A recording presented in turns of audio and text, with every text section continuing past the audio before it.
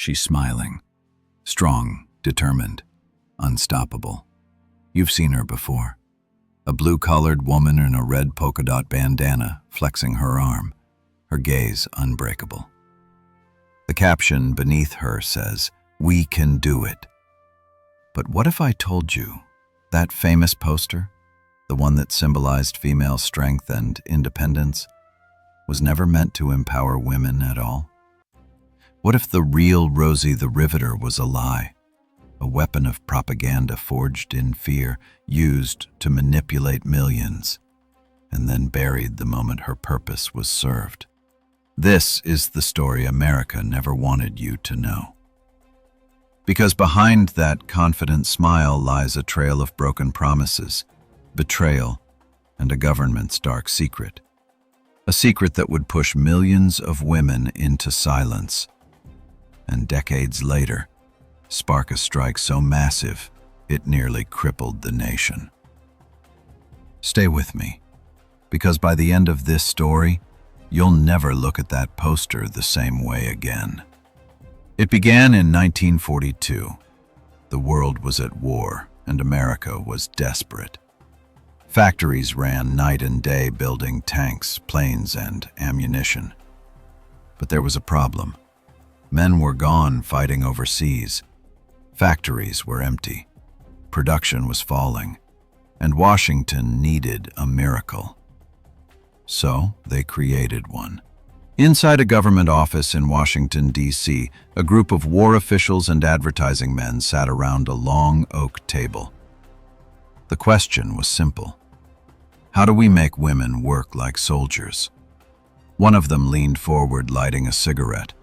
"They don't think they belong in factories," he said. "They think that's a man's world." "Then make them believe it's their duty," another replied. "Give them a symbol, someone they want to be." And so they did. From that smoke-filled room came a campaign, one that would rewrite American culture. They called her Rosie the Riveter. But the original Rosie wasn't a hero. She was a product. A propaganda tool designed not to inspire freedom, but obedience. Soon, women across the country answered the call.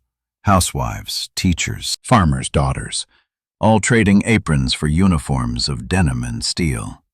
Factories echoed with the rhythm of rivet guns and the clank of machinery. From Detroit to Seattle, posters of Rosie hung everywhere.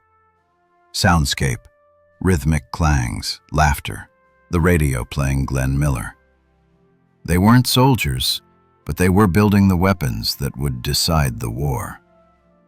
Mary: "You think we'll keep these jobs after the war?" Evelyn: "You kidding? They'll need us forever. America can't run without us now." Mary: "Maybe they'll start treating us like equals." Evelyn: "Yeah, maybe." They share a small smile, the kind that believes the world is finally changing. But what they didn't know was that every promise whispered to them came with an expiration date. Behind the posters and speeches, plans were already in motion to send them right back home the moment the war ended. The "We Can Do It" poster wasn't even meant for public morale. It was created by Westinghouse Electric as an internal poster, shown only to workers to encourage productivity. It wasn't widely seen until decades later, but during the war, propaganda agencies flooded the media with women heroes, newspaper covers, radio songs, and even movies that glorified female labor. Not to celebrate them, but to control them. Government broadcast, 1943. "Every woman who replaces a man in the factory is serving her country just as truly as the soldier on the battlefield." The message was clear. Work not for yourself, but for your men, for your country, for victory. It wasn't about equality. It was about necessity. And when that necessity disappeared, so would Rosie. In the shadows of these propaganda campaigns, real women were suffering. Many worked 12-hour shifts in dangerous factories for less than half of a man's wage. Reports of injuries, deaths, and sexual harassment were buried under patriotic duty. If you complained, you were called ungrateful, even un-American. Supervisor. You don't like the work, ma'am? There's a dozen others waiting to take your place. Woman, quietly. Yes, sir. The image of Rosie the Riveter wasn't a mirror. It was a mask. A mask that hid the suffering, the inequality, and the quiet rage of millions of women who thought they were helping build a new America. But when the war ended, the mask would finally crack. May 8, 1945. The war was over. Soldiers were coming home. And almost overnight, the women of America were told, "Thank you for your service. Now go home." Factory by factory, pink slips replaced paychecks. Posters changed too. Where Rosie once said, "We can do it," the new ads told women to return to the kitchen, to make room for the real heroes returning from war. Radio host, cheerful. "Ladies, America salutes you. Now it's time to welcome our boys back home and get back to making America beautiful again." Beautiful. That's what they called it. A mass dismissal of 6 million women.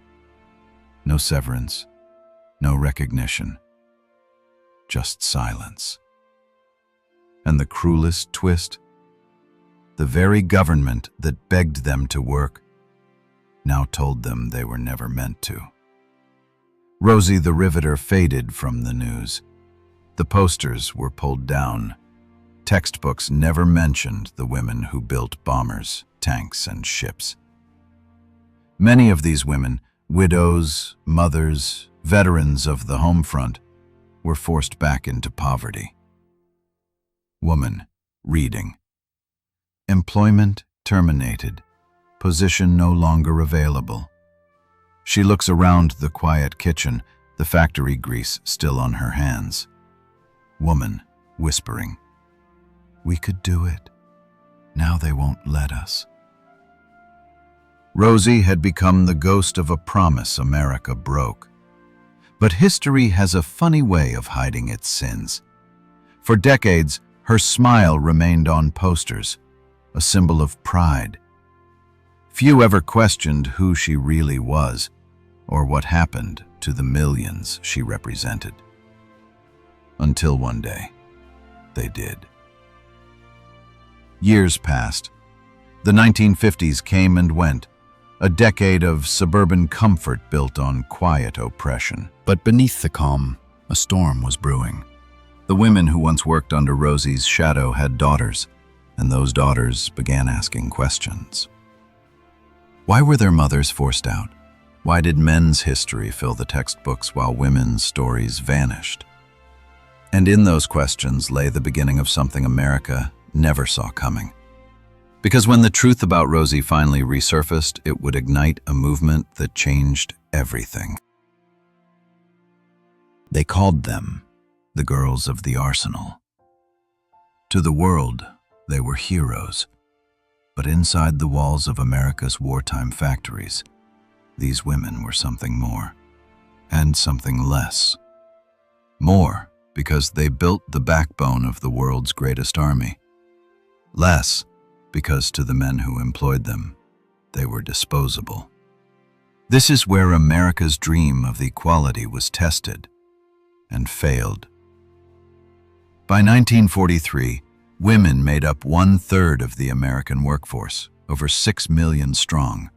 They worked in shipyards, munitions plants, aircraft factories. They loaded shells, welded steel, and forged engines that would roar across Europe and the Pacific. But behind every patriotic headline was a brutal reality. These were war zones of another kind. Foreman shouting, "Faster, ladies! The Navy's waiting for those wings!" Anna grunting as she tightens bolts. We're going as fast as we can. Foreman, you're not here to talk, you're here to work. He walks away. Anna wipes her brow, her hands trembling. Evelyn, softly. He talks to us like we're machines.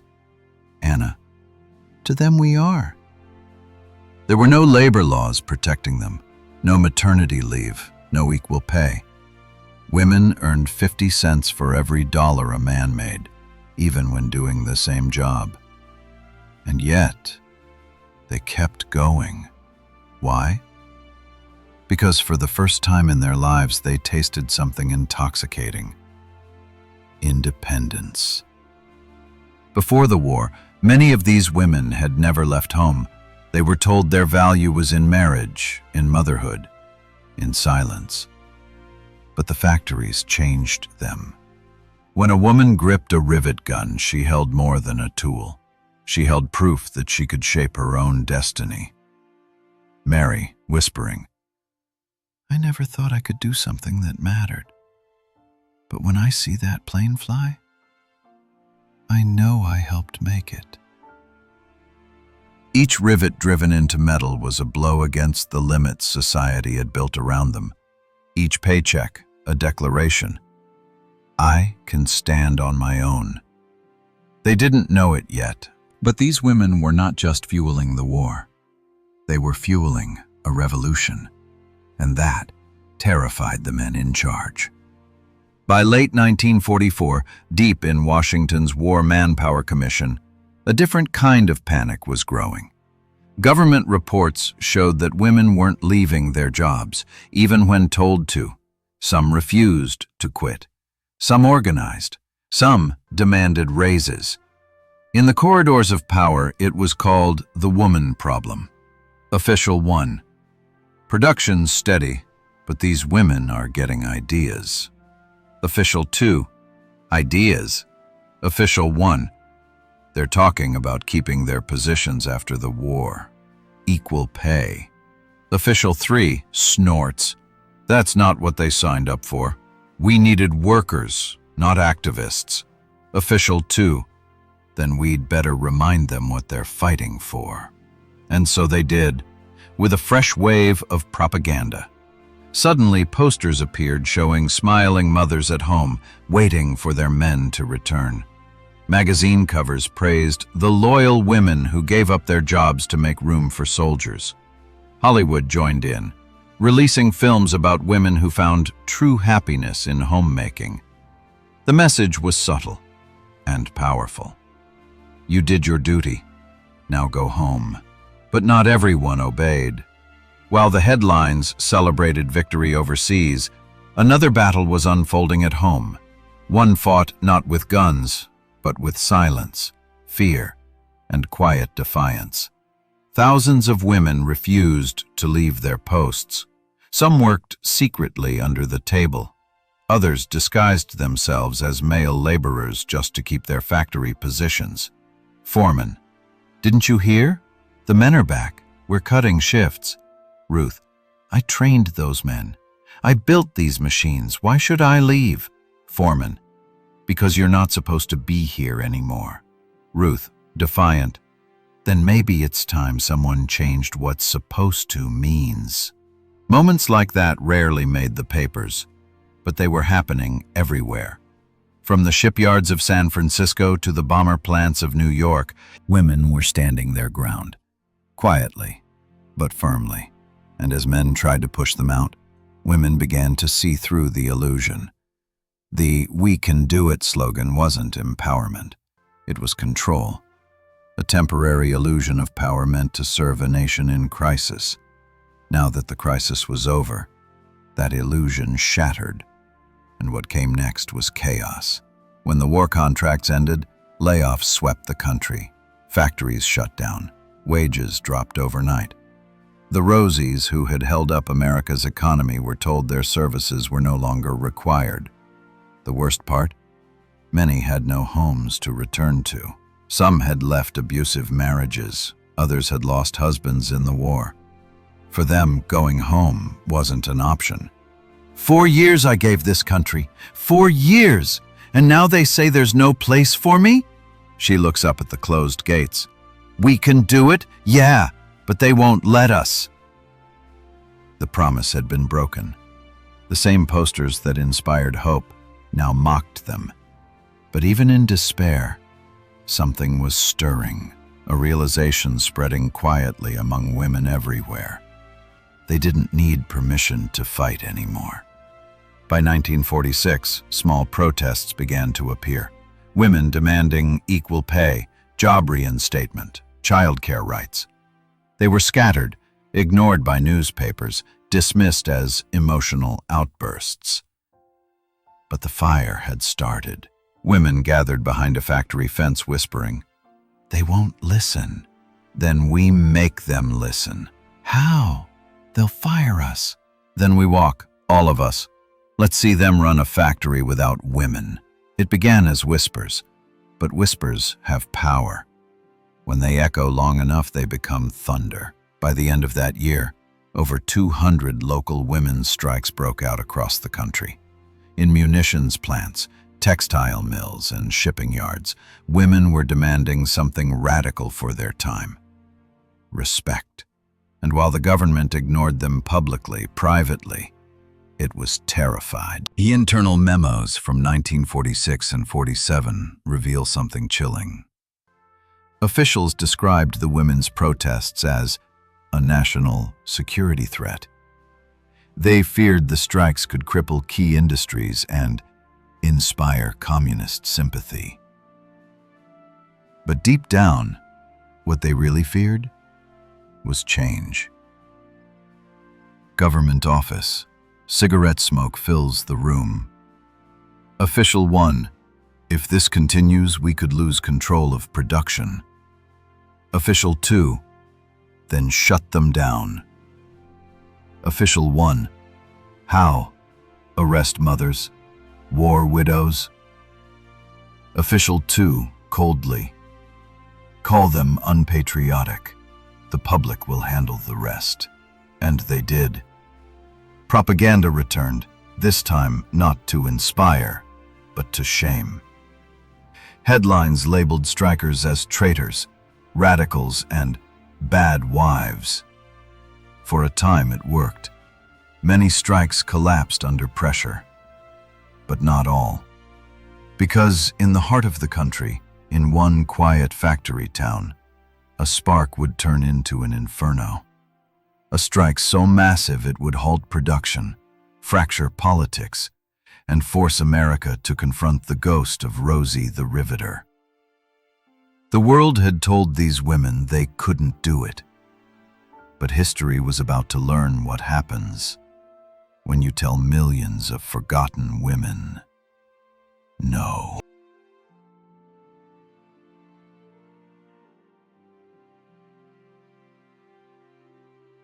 The war was won. The banners said welcome home. The papers said victory.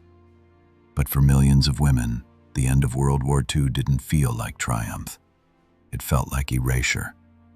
They had carried the weight of a nation, worked 16-hour days, built bombers and battleships, sent their brothers and husbands the tools to survive. And now, the nation they built had turned its back on them. Ladies, listen up. The contracts are finished. We appreciate your service, but your positions are terminated effective immediately. Terminated? You said we'd stay on. Men are coming back. Orders from Washington. Pink slips replaced medals. The Rosies who had fed the war machine were told to go home. Their government had spent 4 years telling them they could do anything. Now it told them they'd done enough. In less than 6 months, 3 million women were pushed out of industry jobs. By the end of 1946, nearly all of them were gone. The same hands that drew Rosie the Riveter now drew something else. Smiling housewives holding vacuum cleaners, mothers at gleaming stoves.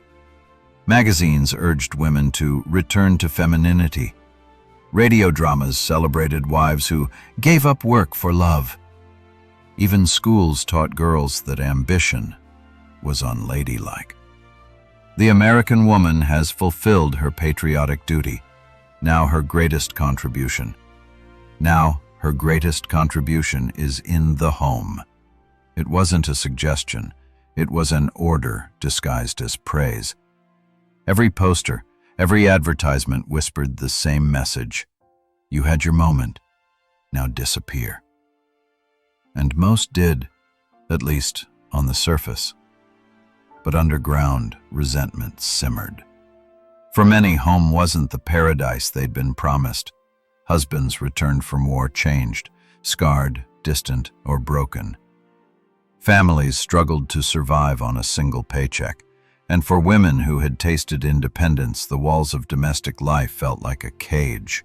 Marjorie, they said the war would change everything. But here I am, ironing shirts again, pretending I don't remember who I was. This was the quiet tragedy of post-war America. Millions of women silently grieving a freedom they were never supposed to have. The betrayal didn't end with layoffs. Corporations that had promised opportunity now locked women out completely. Hiring policies changed overnight. Phrases like veterans preferred and men only filled job listings. Some companies destroyed employment records to erase women's wartime roles entirely. The government let them. History wasn't just rewritten, it was deleted. Inside Washington, officials knew what they'd done. Reports warned that female unemployment was rising faster than any other group. Yet when a congresswoman from Massachusetts proposed a bill for equal pay, it was laughed out of committee. Representative Smith, if women can build a bomber, they can earn a fair wage. Congressman, chuckling, next you'll want them voting on foreign policy. It wasn't just sexism, it was fear.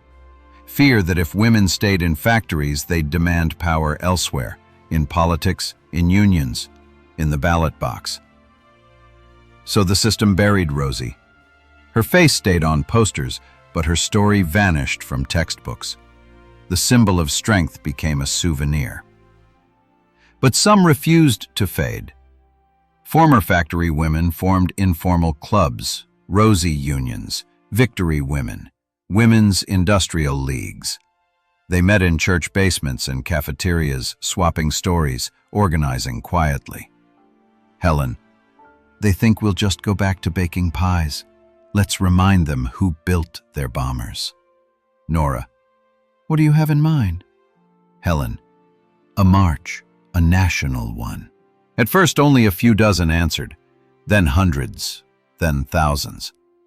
By 1947, small demonstrations erupted in New York, Detroit, and Los Angeles. Women demanded back pay, job reinstatement, equal treatment. The media barely mentioned them, but whispers of something larger were growing. Chanting faintly, equal work, equal pay. One strike, just one, would ignite everything. It began in a munitions plant outside Pittsburgh. When the company refused to pay promised bonuses, 2,000 women walked out. Within days, sympathetic workers across 3 states joined them. Rail shipments halted. Production lines froze. The headlines screamed, "Women shut down arsenal." The government panicked. Official, Mr. President, if this spreads, we'll have no steel by next month. President, handle it quietly. We can't let the world see America paralyzed by its own women. But it was already too late. The world was watching. Reporters arrived, cameras rolling, capturing a sight America wasn't ready to see. Women, once silent, standing shoulder to shoulder, refusing to move. The response was brutal. Newsreels painted the strikers as radicals, ungrateful wives, even communists. Police cracked down. Union leaders distanced themselves. Police officer, disperse! You're disrupting essential services! Woman shouting, we built those services! The strike ended after 11 days, but the impact lasted decades. It was proof that the women who carried America through war could bring it to its knees in peace. And yet, that truth never made the history books. Photographs were confiscated. Reports were sealed. The Rosie strike, as locals called it, was buried like everything else connected to her. But secrets have a way of resurfacing. In the 1970s, a graduate student researching wartime propaganda stumbled upon a box of declassified files labeled Women's Labor Disturbances 1946 to 47. Inside were memos, photographs, and suppressed newsreels documenting the strike that nearly crippled post-war production. Those documents revealed the unthinkable. Government officials had deliberately coordinated with media companies to erase the event from public record. Rosie the Riveter wasn't just propaganda. She was cover for a betrayal. Her smiling face hid a system terrified of the very women it had empowered. When that discovery reached historians, it reshaped everything we thought we knew about World War II. Rosie wasn't simply a symbol of strength. She was proof of how far America would go to control its own narrative. And in that truth lay the real victory. Not the one in 1945, but the one that came decades later, when women everywhere realized that their mothers and grandmothers had fought a hidden war long before the world ever called it feminism.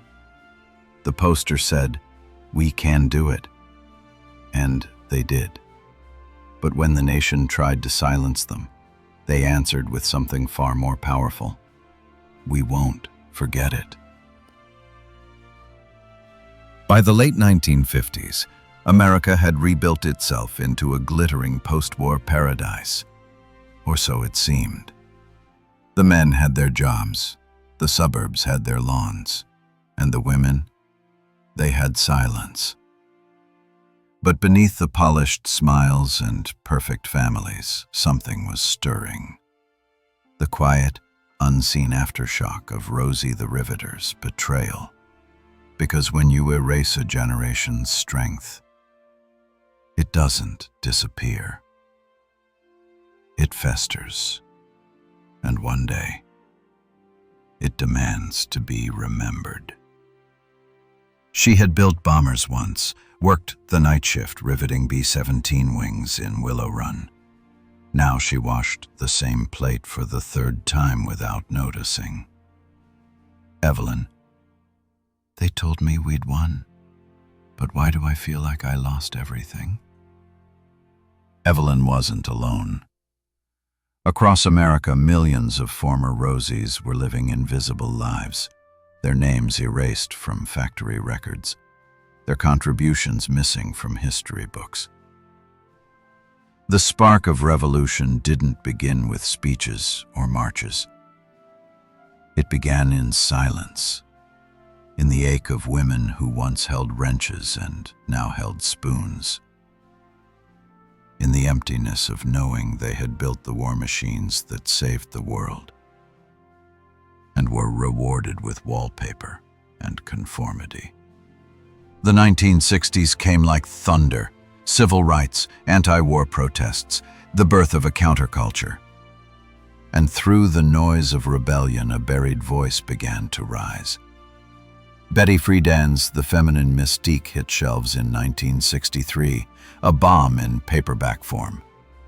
For countless women, it put into words what they'd been feeling for decades. Each suburban wife struggles with a problem that has no name. The problem was Rosie's ghost, the unspoken memory of independence. I thought I was the only one who felt empty. Maybe it's not us. Maybe it's the lie we were told. Across kitchen tables, in phone calls and coffee shops, the quiet rebellion began. Former Rosies started reconnecting, sharing stories of how they'd been laid off, silenced or written out of the American dream. And soon, their whispered frustrations became plans. By 1970, discontent had spread like wildfire. New generations of working women, inspired by their mother's forgotten fight, began to organize. And then it happened. August 26, 1970, the Women's Strike for Equality. Tens of thousands of women across America walked out of their homes, offices, and factories. They marched not just for equal pay or opportunity, but for recognition. For every Rosie who'd been erased, chant, "Don't iron while the strike is hot." They filled Fifth Avenue in New York. They blocked traffic in Washington. They carried signs that read, "We can do it, and we deserve better." This was the real legacy of Rosie the Riveter, reborn from propaganda into protest. But here's the twist. The very government that had once plastered her image on every wall now feared her return. "They're calling it a strike, sir. It's spreading faster than expected." How many are we talking? Hundreds of thousands, maybe more. Office workers, teachers, nurses. Rosie's ghost just came back to haunt us. For decades, Rosie had been frozen in time, a smiling poster, a tool of wartime inspiration. Now, she was alive again, as a symbol of rebellion. Politicians dismissed the movement as overreaction. Newspapers mocked the protesters. But something irreversible had begun. A collective remembering of what women had once been capable of. And this time, they weren't asking for permission. Like all revolutions, this one met resistance. Corporations fired striking women. Unions, mostly male-led, ignored their demands. TV commentators laughed at the sight of housewives pretending to be radicals. But the more they mocked, the more determined the women became. "If you walk out, don't bother coming back. We built your planes, your ships, your tanks. You should have known we'd build our own freedom, too." It wasn't just a labor movement. It was a reckoning. And it terrified the establishment. Because if women realized their true collective power, if they remembered what they did during the war, they could bring the entire system to its knees again.